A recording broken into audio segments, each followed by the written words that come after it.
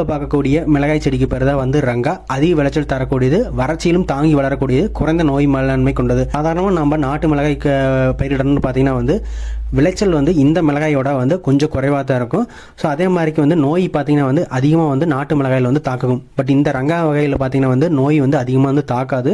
இந்த வகை மிளகாய் செடியை நம்ம நடுவதற்கு முன்னாடி நம்ம தோட்டத்தை வந்து 2-3 முறை வந்து உழவு ஓட்டிட்டு ஸோ அதுக்கப்புறம் வந்து தொழு உரத்தை விடணும். தொழு உரத்தை விட்டுட்டு நம்ம வந்து பாற்றி அல்லது வந்து பார் அமைக்கலாம். இந்த மிளகாய் செடியை பார் அல்லது பாற்றி முறையில் நம்ம நடவும் போது பார்த்தீங்கன்னா கிட்டத்தட்ட 4-5 முறையாவது வந்து களைகள் எடுத்தாகணும். ஸோ இதை அவாய்ட் பண்ணணும் அப்படின்னா பார்த்தீங்கன்னா நம்ம இந்த மாதிரி மல்ச்சிங் முறையை வந்து பயன்படுத்தலாம். மல்ச்சிங் முறையை பயன்படுத்தும் போது பார்த்தீங்கன்னா ஈரப்பதத்தை வந்து நம்ம எப்பவுமே வந்து அந்த செடியிலேயே வந்து வச்சிருக்கலாம். ஸோ அது மட்டும் இல்லாமல் களைகளை நம்ம வந்து எடுக்கக்கூடிய அவசியம் தேவையில்லை, களைகளுமே வராது. ஸோ இந்த மாதிரி நம்ம நாற்றுகளை பார்த்தீங்கன்னா ஒரு ஏக்கருக்கு 8000 10,000 நாற்றுகளை வந்து நம்ம நடலாம். ஒரு நாற்று பார்த்தீங்கன்னா ஒரு நாற்றுக்கும் இன்னொரு நாற்றுக்கும் 1.5 அடியிலிருந்து 1.5 அடி கேப்ல வந்து ஜிக்ஸாக், அதாவது வீடியோவில் பார்க்குற மாதிரி வந்து ஒன்று விட்டு ஒன்று நடலாம். இந்த மாதிரி நடவு பண்ணின நாற்றுகளுக்கு பார்த்தீங்கன்னா வாரம் ஒரு முறை வந்து தண்ணீர் விட்டா போதும். வறட்சியிலும் பார்த்தீங்கன்னா இந்த மிளகாய் செடி வந்து வளரக்கூடியது. நடவு செஞ்சு 45வது நாள் பார்த்தீங்கன்னா வந்து நம்மளுக்கு பூ வச்சு காய்கள் வந்து ஆரம்பிச்சிடும். கிட்டத்தட்ட நம்மளுக்கு 50வது நாள் 60வது நாள் வரும்போது பார்த்தீங்கன்னா விளைச்சல் ரொம்ப அதிகமாக இருக்கு.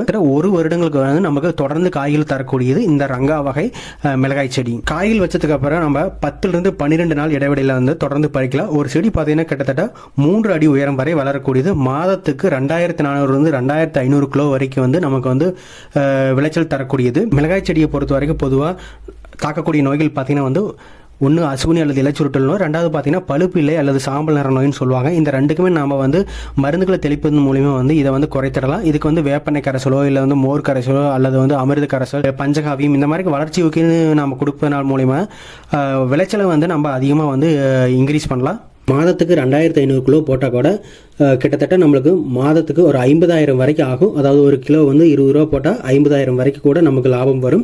எல்லா வகையான நிலத்திலும் வளரக்கூடியது. அதே மாதிரி பார்த்தீங்கன்னா மேட்டுப்பாத்தி முறை, வறட்சியான இடங்களுக்கு பார்த்தீங்கன்னா இந்த வகை ரங்கா மிளகாய் செடி நம்ம பயிரிடலாம். நாட்டு ரக மிளகாய் செடி கம்பேர் பண்ணும்போது இதில் பார்த்தீங்கன்னா காரம் வந்து சற்று குறைவாக தான் இருக்கும். கண்டிப்பாக இந்த வீடியோ ரொம்ப பயனுள்ளதாக இருக்குன்னு நினைக்கிறேன். இது போன்ற வீடியோக்கு தொடர்ந்து பார்க்க நம்ம சேனல் நிறுத்துங்கள். நன்றி.